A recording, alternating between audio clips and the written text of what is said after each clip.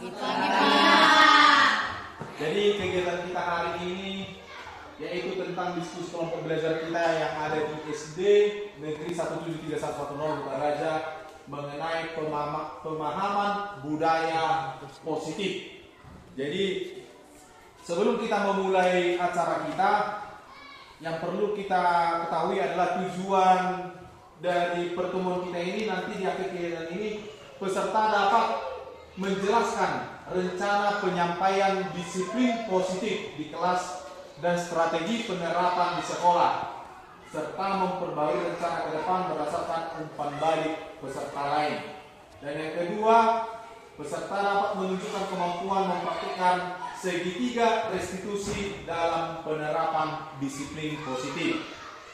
Adapun agenda kita hari ini, yang pertama pembukaan, ada doa, ice breaking, kesepakatan kelas, dan yang kedua presentasi dan umpan balik kebutuhan dasar manusia, dan yang ketiga presentasi dan umpan balik 5 posisi kontrol, dan selanjutnya presentasi dan umpan balik segitiga restitusi, dan yang kelima praktek segitiga restitusi, dan yang terakhir adalah penutup.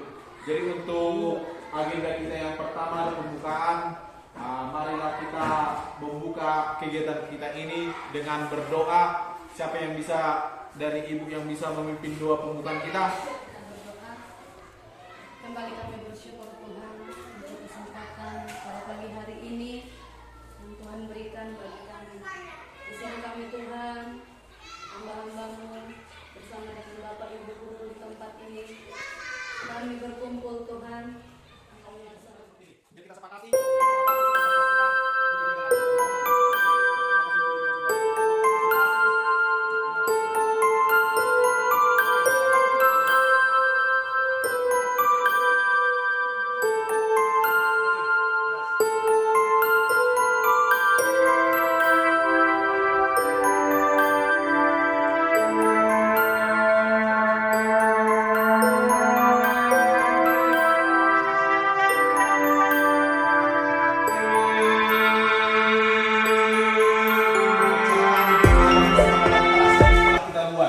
Yang pertama, kesepakatan kelas.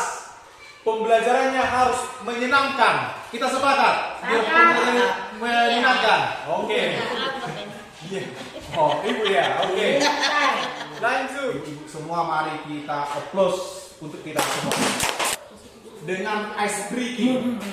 Ice breakingnya ini kita tidak joget-joget, tidak menari-nari, tapi di sini sudah saya sediakan tantangan untuk ibu-ibu semua. Tantangannya ini menarik garis dengan huruf yang sama, tetapi tidak boleh berseberangan. Misalnya berput seperti ini. Seperti ini tidak boleh. Tidak boleh memotong garis dari garis yang lain seperti itu. Oke. Kira-kira ada yang mau mencoba? Boleh Pak. Apa? Mau coba Pak? Bisa Bengko. Bisa. Pokok.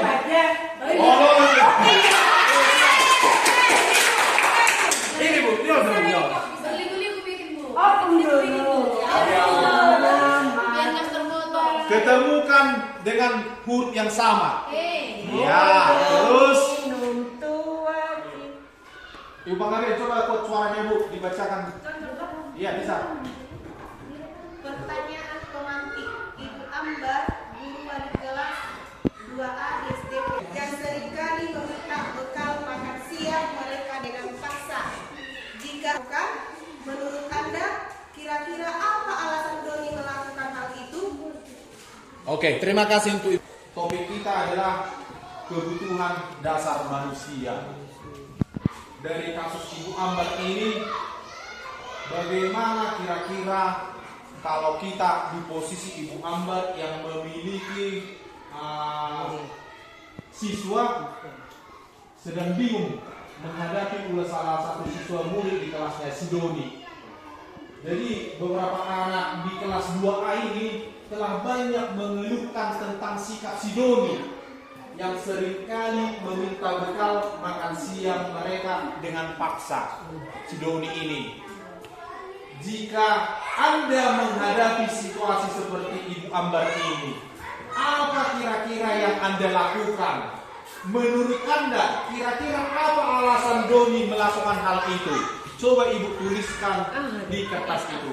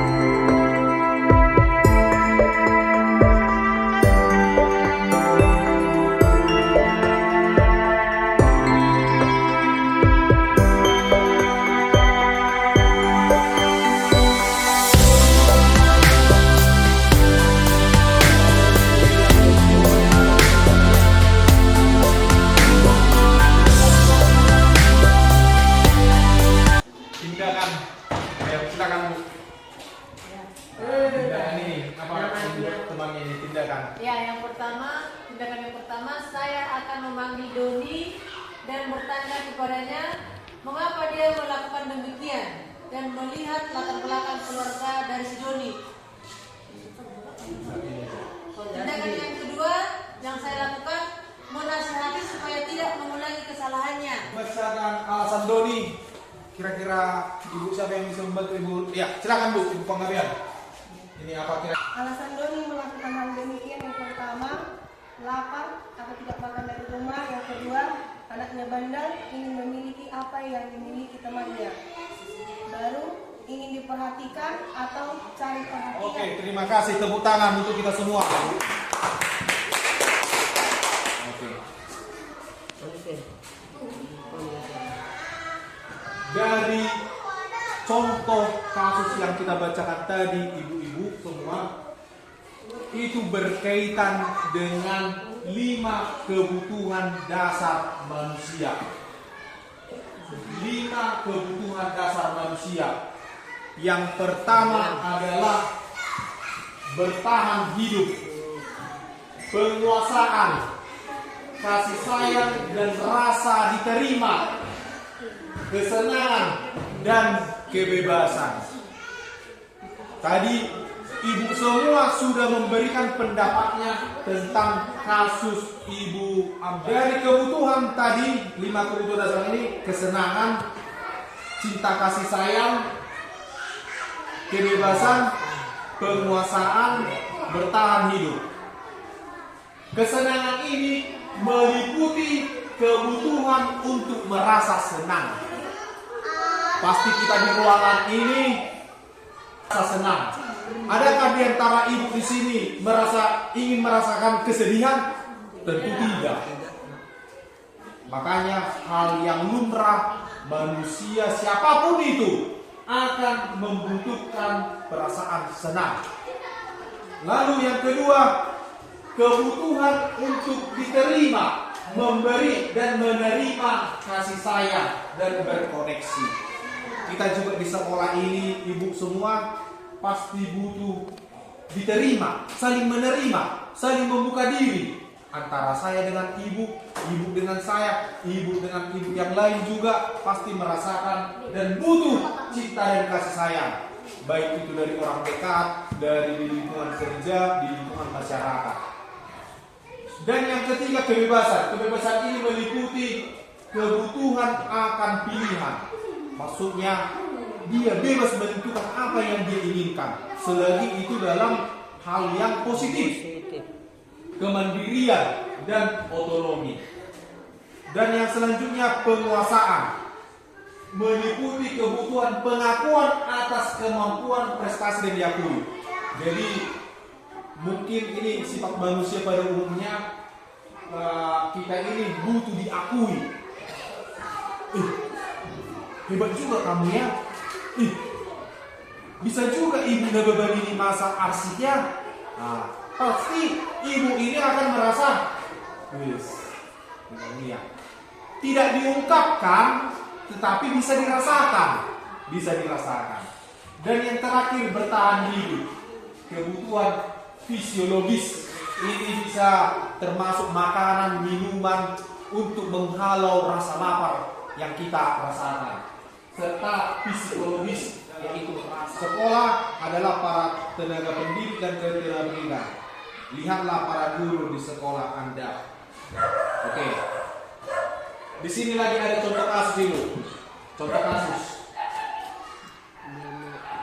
Bimo, seorang anak TKB, selalu berlari keluar kelas menuju jalan raya di depan sekolahnya yang ramai dengan kendaraan. Tingkahnya membuat guru Bu Ani bingung dan sering lari mengejarnya. Ada beberapa kemungkinan jawaban yang diberi Bimo. Identifikasi kebutuhan yang ingin dipenuhi oleh Bimo jika respon Bimo seperti di bawah ini. Misalnya, sudah lari-lari si Bimo ini, mau sampai ke jalan raya. Katanya kan, datanglah gurunya ini, ibu guru Bu Ani. Kemungkinan respon si Bimo ada empat macam. Kenapa lari-lari Bimo? Kata si Bimo, aku senang main kejar-kejaran dengan ibu guru. Seru, katanya. Kira-kira kebutuhan apa yang ingin dipenuhi si Bimo di sini? Kira-kira. Lalu, identifikasi jawaban yang kedua. Ibu kejar aku karena ibu guru sayang aku, katanya. Kira-kira apa yang dibutuhkan dari kelima kebutuhan tadi? Iya, dia butuh cinta dan kasih sayang si Bimo ini. Oke, yang ketiga, kira-kira jawaban si Bimo, aku hebat kan, bisa bikin ibu guru kejar aku. Kira-kira kalau seperti itu jawaban si Bimo, apa kebutuhan dasar si Bimo? Ingin diakui apa tadi? Penguasaan. Jadi dia ingin diakui, hebat kau ya Bimo, bisa lari-lari kencang. Nah, seperti itu. Dan yang keempat, aku bosan belajar mewarnai terus di dalam kelas. Kira-kira kalau itu pernyataan si Bimo, apalah kebutuhannya? Kebebasan. Kebebasan. Iya. Berarti dari sana ibu sudah bisa mengidentifikasi apa kebutuhan si Bimo. Iya. Di sini ada contoh kasus. Iksan, siswa kelas 10A, SMA karakter mulia. Ia anak yang pendiam dan pemalu. Selama jam istirahat, ia lebih banyak membaca buku di perpustakaan, melatih para juniornya di klub debat sekolahnya. Pertanyaannya ibu-ibu semua, ibu guru hebat. Kira-kira kebutuhan dasar mana yang terpenuhi pada Iksan sehingga membuatnya berubah dan jelaskan. Di sini saya bagikan kertas.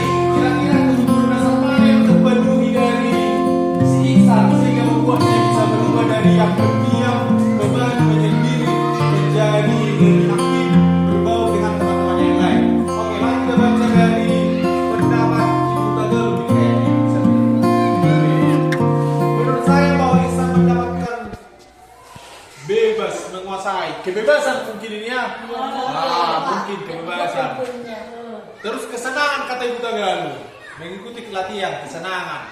Alasannya karena mengikuti pelatihan dari berdebat tadi. Oke.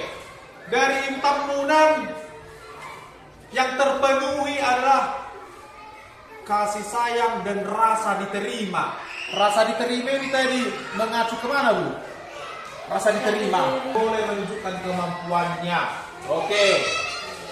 Di sini menurut Ibu Kepala Sekolah yang terpenuhi kebutuhan dasar siksaan itu adalah kesenangan dan kebebasan. Karena Iksan memiliki kesenangan di dalam hidupnya sehingga dia merasa senang dan merasa bebas di dalam hidupnya. Oh, oke. Yang ini yang terpenuhi adalah penguasaan dan cinta kasih sayang.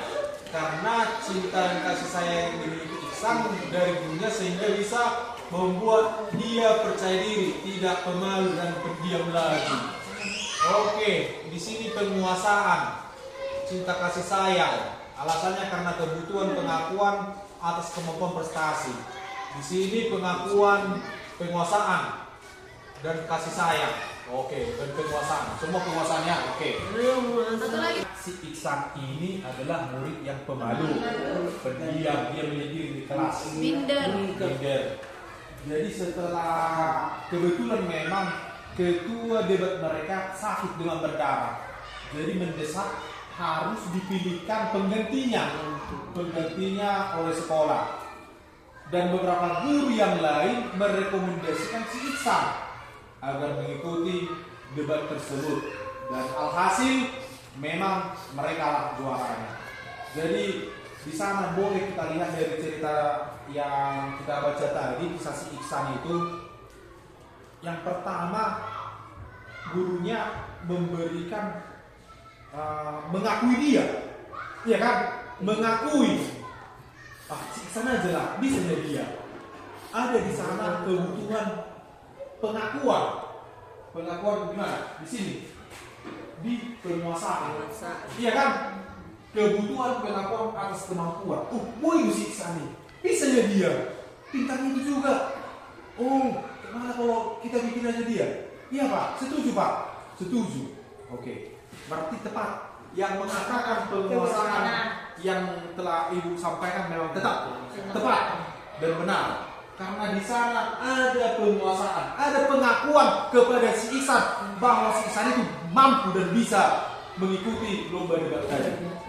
Lalu yang kedua, setelah diakui dia, diajak dan dilatih. Kalau guru memberi perhatiannya kepada siswa, dilatih, diajari, itu bentuk apa? Cinta kasih dan kasih sayang.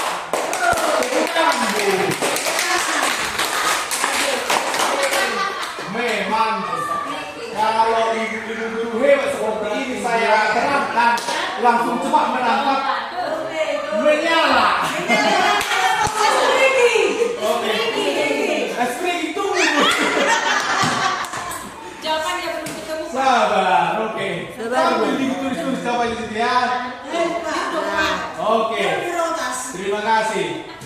Jadi berkaitan dengan kebutuhan dasar tadi yang kita pelajari, kita lanjut ke 5 posisi kontrol.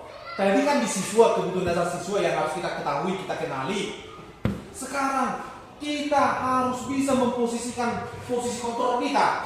Jadi posisi kontrol ini ada 5, ibu-ibu. Ada 5. Yang pertama adalah di sini adalah penghukum. Guru itu sebagai penghukum. Apa artinya sebagai penghukum? Nada suaranya itu tinggi. Minta sokoni. Itu bahasa tubuhnya. Matanya melotot seperti ini. Terus jarinya menunjuk-nunjuk.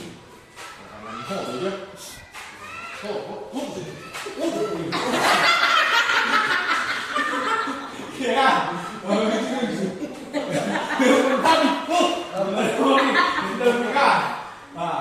kemungkinan terus dampak.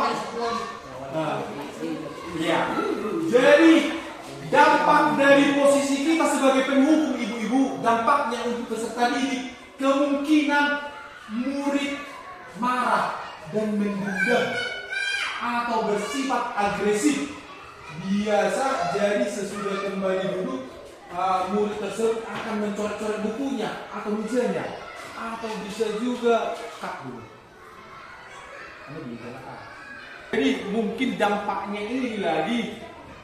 Makanya pernah sering kita mendengarkan ada nama panggilan lain untuk guru, untuk kita guru. Itulah kira-kira kemungkinan dampak dari jika kita posisinya sebagai penghukum. Kita nanti di hadapan murid pasti memiliki gelar yang negatif mungkin. Itu. Jadi posisi kontrol yang kedua adalah pembuat merasa bersalah. Biasanya nadanya ini, nada suaranya memelas, gelik, halus, sedih. Bahasa tubuhnya merapat pada anak dan lesu. Murid akan merasa bersalah. Jadi murid itu dibuat gurunya itu jadi merasa bersalah. Contohnya seperti ini, Bu. Kenapa lah kau letakkan kursi itu? Itulah Kak, gara-gara kau jadi ditegur ibu kepala sekolah saya, jadi dimarahin kepala sekolah saya. Jadi si anak itu jadi ada merasa bersalah. Itulah si pembuat merasa bersalah. Guru itu pembuat merasa bersalah karena kita melontarkan kalimat seolah-olah karena dialah kita kena tekor misalnya. Dimarahin sekolah. Roma siswe. Itulah posisi kontrol yang kedua. Jadi biasanya murid akan merasa bersalah. Bersalah telah mengecewakan ibu atau bapak gurunya. Murid akan merasa menjadi orang yang gagal dan tidak sanggup membahagiakan orang lain. Seperti itu. Jadi mungkin dia jadi pesimis kira-kira itu. Oke. Lalu posisi kontrol yang ketiga sebagai teman. Nada suaranya ini ramah, akrab, dan bercanda. Bahasa tubuhnya merapat pada anak atau murid, mata dan membuat senyumannya jenaka. Mungkin ibu-ibu pasti memahaminya. Lalu murid ini akan merasa senang dan akrab dengan guru. Ini termasuk dampak yang positif. Hanya saja di sisi negatif, murid menjadi tergantung pada guru tersebut. Jadi ketergantungan sedikit-sedikit. Mungkin antar semua naik anon di posisi kuliah di kelas 2. Anak, gue songong dong aku. Mereka lagi bukan. Pak, kemana ini Pak? Jadi dia kurang bisa membuat suatu keputusannya. Dan boleh sampai keputusan pribadimu. Jadi itulah kalau kita posisi kontrol kita sebagai guru ini kita buat sebagai teman, kira-kira begitu. Dan yang keempat adalah pemantau. Posisi kontrol yang keempat adalah pemantau. Biasanya nada suaranya ini datar, bahasa tubuh formal, sama formalin atau murid memahami konsekuensi yang harus dijalankan karena telah melanggar salah satu peraturan sekolah. Guru tidak menunjukkan suatu emosi. Tidak ada emosi yang berlebihan atau menjadi marah atau merasa bersalah, tidak ada. Biasa aja. Dia hanya biasa kayak formil. Kenapa kamu kesalahan itu? Apalah alasan membuat kesalahan itu? Ini Pak. Jadi lebih kamu perbaiki masalahnya. Pak. Kira-kira seperti itulah sebagai pemantau. Dan yang terakhir adalah sebagai manajer. Manajer ini nada suara tulus mendekat ke murid. Pada posisi manajer ini suara guru sebaiknya tulus, tidak perlu marah, tidak perlu meninggikan suara, apalagi menunjukkan jari ke murid. Namun pada posisi manajer, guru akan mengembalikan tanggung jawab pada murid untuk mencari jalan keluar permasalahannya, tentu dengan bimbingan guru. Jadi memang yang diharapkan semua kita guru ini semua harus memposisikan kita sebagai posisi kontrol manajer. Kita tuntun anak itu mengakui kesalahannya dan mengenali kesalahannya dan mencari jalan keluar atas permasalahannya tanpa kita yang menekan. Kau bisa berubah besok ya? Ya? Nah, seperti itu. Dia sendiri yang mengalir seperti air. Oh, saya sudah salah, berarti saya harus melakukan ini. Berarti siswa itu kita ajari untuk lebih inisiatif, mencari jalan keluar dari permasalahannya. Kira-kira seperti itu. Oke? Dan selanjutnya, di sini ada kita guru, kita ucapkan ini. Saya kecewa sekali dengan kamu. Sebagai posisi kontrol yang mana itu yang dia tarik ini tadi? Membuat merasa bersalah. Merasa bersalah. Iya. Saya kecewa sekali dengan kamu. Di sana kita sebagai posisi kontrol pembuat yang merasa bersalah. Posisi kontrol. Saya kecewa sekali dengan kamu. Berarti guru itu posisinya sebagai pembuat orang merasa bersalah. Oke. Setelah kita menganalisa atau memahami posisi kontrol, tadi yang pertama kebutuhan dasar. Ini berkaitan semua ya. Kebutuhan dasar, lalu posisi kontrol. Tadi setelah kita mengenal siswa kita itu butuh apa, kita harus bisa memposisikan kita sebagai guru. Posisi kontrol yang mana kita? Dari yang kelima tadi, dari kebutuhan dasar siswa kita. Lalu yang selanjutnya, disinilah kita berperan lagi di segitiga restitusi. Apa itu segitiga restitusi? Kalau boleh saya gambarkan segitiga restitusi, kira-kira seperti ini, Bu.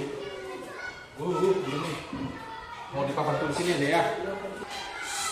Segitiga restitusi ini meliputi tahapan, ada 3 tahapan. Yang pertama, menstabilkan identitas. Apa maksudnya menstabilkan identitas ini? Kurang jelas ya. Tujuan untuk mengubah identitas anak yang gagal karena melakukan kesalahan menjadi orang yang sukses, dari merasa sedih dan emosional hingga mampu menggunakan fungsi rasionalnya. Itulah tujuan menstabilkan identitas. Lalu contoh responnya biasanya seperti ini, Bu. Contoh respon kita, misalnya ada siswa kita yang berbuat, misalnya terlambatlah. Iya, siapapun manusia memang pernah yang bersalah, pernah yang terlambat. Ibu juga pernah yang terlambat sekolah. Tapi ada lanjutannya. Kita pancing dulu dia untuk mengaku kesalahannya, kita tuntun dia berpikir apa kesalahannya. Kira-kira seperti itu. Berbuat salah tidak apa-apa, tapi kira-kira kenapa lah kau terlambat rupanya? Itulah Pak, bangun jam 7 aku tadi. Kenapa kau bangun jam 7? Main handphone aku Pak tadi malam.